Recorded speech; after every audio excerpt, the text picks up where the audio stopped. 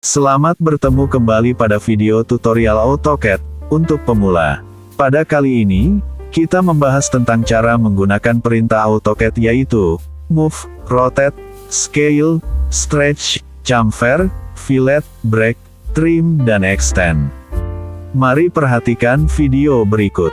Selanjutnya, saya akan menerangkan perintah Move di sini. Move adalah memindah objek dari titik satu ke titik lainnya. Saya langsung aplikasikan dengan menggunakan Move. Saya pilih Move di sini. Kemudian saya Enter. Anda harus perhatikan base point di sini. Saya harus menempatkan di sini apabila saya ingin memindah objek tersebut berada pada siku rectangle tersebut. Nah, ini adalah Move. Dan apabila Anda memindah objek dengan menggunakan jarak, Anda dapat meletakkan base point di sembarang tempat. Kemudian Anda geser dia ke kanan. Misalkan saya asumsikan bahwa circle ini berpindah ke kanan sejauh 20 misalkan. Anda dapat memasukkan nilai 20 di sini. Kemudian Anda Enter. Maka objek tersebut berpindah dari titik ini ke titik ini sejauh 20. Oke, saya akan lanjutkan kembali ke perintah Rotate di sini. Rotate adalah perintah yang memutar objek terhadap suku Z di sini. Karena di sini masih tampak dua dimensi, kita tidak dapat melihat suku Z di sini. Saya akan rotate dia. Saya pilih objeknya. Base point yang saya letakkan berada di sini.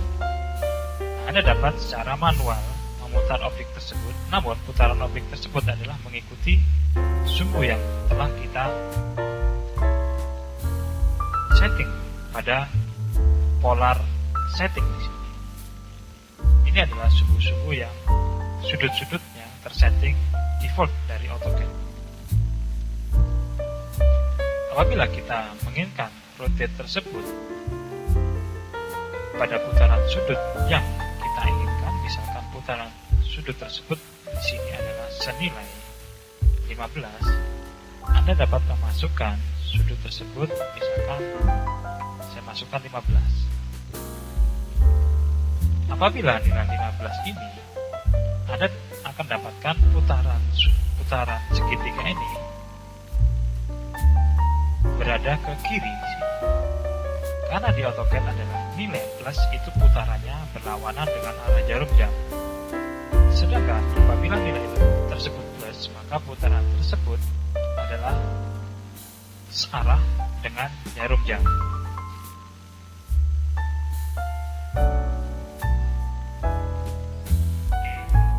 Scale and skala dan stretch di sini.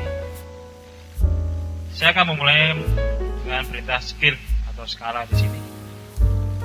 Saya akan membuat rectangle ukuran misalkan 5,3 misalkan. Oke, Anda bentukkan seperti ini. Sebelumnya saya akan memberi dimensi dulu atau ukuran. Anda dapat menuju ke dimensi. Anda dapat menggunakan linear. Anda klik di sini, Anda klik di sini. Kemudian Anda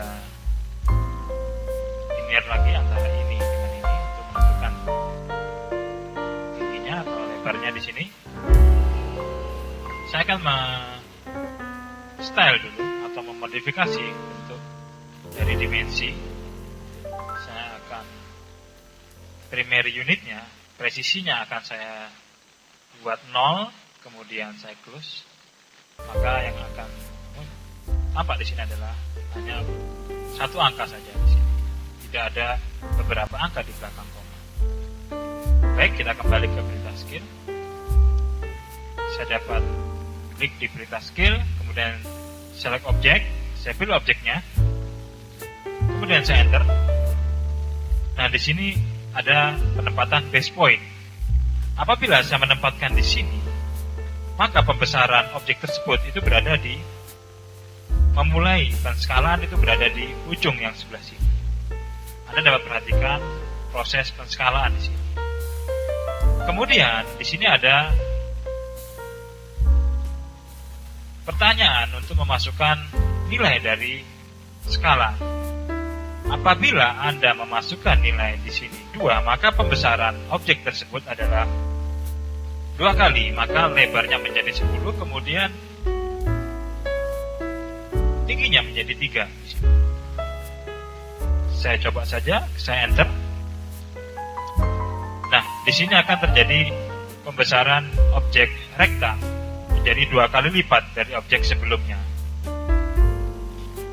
Kemudian, apabila Anda ingin mengecilkan kembali objek tersebut, Anda dapat kembali ke skala. Kemudian saya pilih objek ini. Kemudian saya enter. Saya akan tempatkan base point itu di sini. Apabila Anda ingin mengecilkan, nilai yang Anda masukkan dapat berupa pecahan atau desimal. Misalkan apabila ingin saya kecilkan ini adalah setengah kalinya, maka Anda dapat memasukkan nilai di skala faktor ini adalah 1/2 di sini. Ini nilai dari setengah. Apabila 1/4, Anda dapat memasukkan 1/4 di sini. Kemudian, itu tadi adalah menggunakan pecahan. Kemudian, apabila Anda ingin menggunakan nilai desimal, Anda dapat menggunakan 0,5 di sini. Apabila Anda ingin memperkecil setengahnya. Oke, akan saya coba. Saya enter saja di spasi keyboard. Enter. Nah, di sini terjadi pengecilan dari objek tersebut. Itulah tadi penggunaan perintah skala. Kemudian saya akan menggunakan perintah stretch di sini. Stretch adalah suatu tarikan atau pembesaran objek dengan cara menarik objek tersebut. Saya langsung pilih stretch di sini. Saya klik. Kemudian saya pilih objeknya. Apabila Anda ingin memilih objek tersebut, misalkan saya pilih semua di sini, maka efek dari stretch itu adalah tidak ada. Dia hanya efeknya bersifat move akhirnya. Apabila saya memilih semua di sini. Kemudian apabila kita menggunakan stretch yang seperti ini, pemilihan saya dari titik ini menuju ke sini akan saya ambil sebagian dari objek rektang tersebut. Saya ambil sebagian di sini, saya klik di sini. Kemudian saya enter. Kemudian base point saya letakkan di sembarang tempat. Saya taruh di bawah di sini, saya klik. Kemudian akan saya geser objek tersebut. Anda dapat perhatikan garis atau sisi dari rektang yang sebelah kiri. Di situ tidak mengalami perubahan atau pergeseran dari garis tersebut. Yang menggeser adalah sisi yang sebelah kanan yang sifatnya semakin membesar dia. Semakin memanjang, saya semakin tarik semakin memanjang.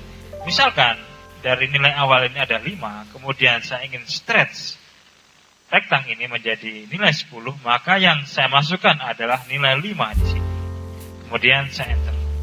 Nah, inilah fungsi dari stretch. Stretch tidak akan teraplikasi apabila pemilihannya seperti ini.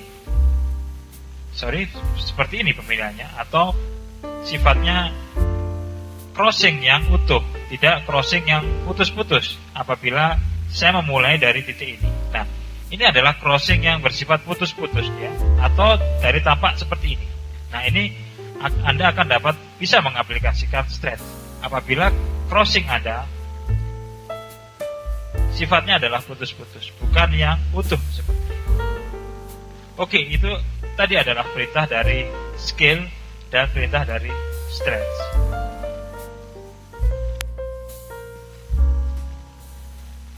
Apabila kita menginginkan pemotongan dari siku ini dari titik ini ke kanan adalah senilai 2, kemudian dari titik ini ke bawah senilai 4 misalkan, maka saya akan dapat menggunakan chamfer di sini. Saya klik di chamfer. Kemudian Anda dapat pilih distance. Anda dapat ketik distance atau huruf besarnya saja di sini D, atau Anda dapat mengaplikasikan dengan klik kanan. Di sini ada distance. Saya klik di distance di sini. Kemudian saya harus memasukkan nilai 2. Enter. Dan secondnya saya masukkan nilai 4. Enter.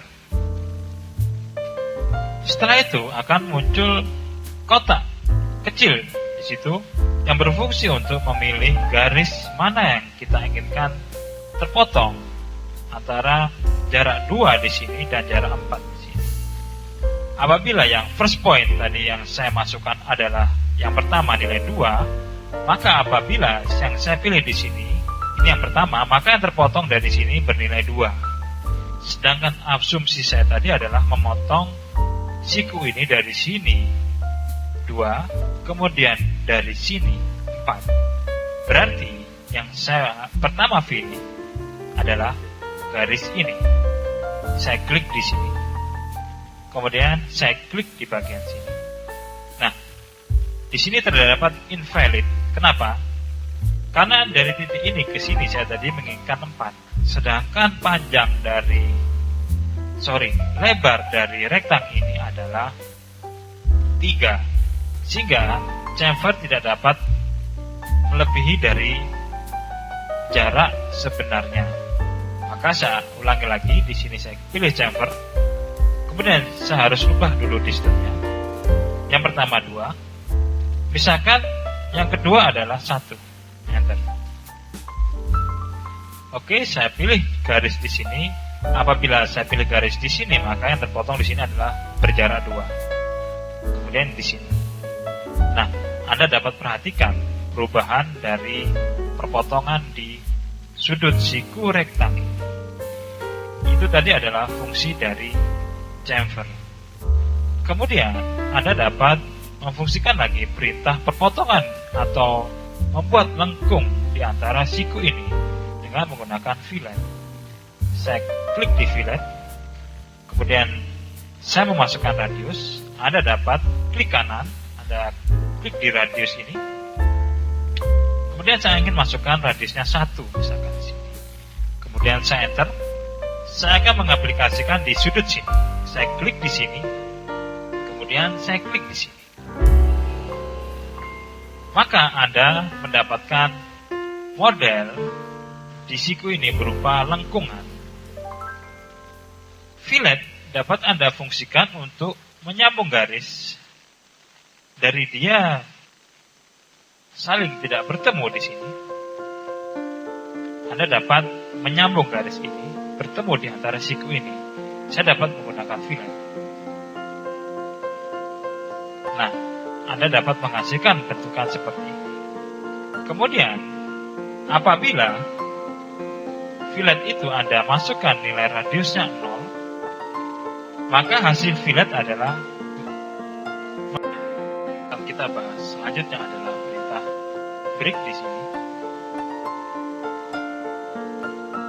Break adalah bersifat memotong garis tanpa menghilangkan garis yang akan kita potong.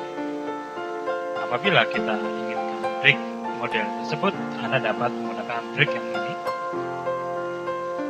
Namun sebelumnya saya akan cek dulu bahwa garis ini dia sudah satu kesatuan, atau akan saya explode agar dia terpecah seperti ini. Nah, saya menginginkan garis ini nantinya terpotong tanpa memotong atau menghilangkan garis yang ini. Baik, saya akan ke perintah break di sini. Kemudian saya pilih objek di sini. Kemudian saya klik kanan. Saya ambil first point di sini. Saya akan letakkan di sini. Klik. Kemudian Anda klik lagi di sini untuk meletakkan titik yang kedua. Anda dapat cek bahwa garis ini terpotong tanpa menghilangkan garis yang Anda ingin break di sini. Saya akan mencoba sekali lagi untuk di break yang di sini. Nah, Anda dapat lihat di sini. Anda dapat membuat setting untuk intersection apabila nantinya di komputer Anda intersection tidak terchecklist di sini. Oke, saya ulangi lagi untuk perintah break. Saya perintah break di sini. Kemudian saya pilih garis yang ini. Kemudian saya klik kanan, saya first point. Kemudian saya klik di sini. Kemudian saya klik lagi di sini. Kemudian kita cek. Nah, ini sudah terputus menjadi dua bagian di sini. Itu tadi adalah perintah dari break di sini. perintah trim dan perintah extend. Perintah trim akan sering kita gunakan dalam hal pembuatan objek-objek maupun objek 2 dimensi dan objek 3 dimensi. Perintah trim ini sangat berguna untuk menghilangkan garis, namun dia dapat bersifat terpotong pada bagian perpotongan garis ini. Kita ambil contoh. Apabila saya menginginkan terpotongnya garis tersebut di bagian ini, maka saya dapat menggunakan trim di sini. Apabila saya menggunakan iris, garis tersebut akan hilang antara ujung sini sampai ujung sini. Sedangkan apabila saya menggunakan perintah trim, maka yang akan terpotong adalah daerah yang kita inginkan. Saya ambil contoh. Saya akan menghapus daerah bagian ini. Oke, kita coba ke trim. Nah, apabila ada pertanyaan select object di sini, Anda tidak perlu memilih objeknya dahulu. Anda cukup dengan enter terlebih dahulu.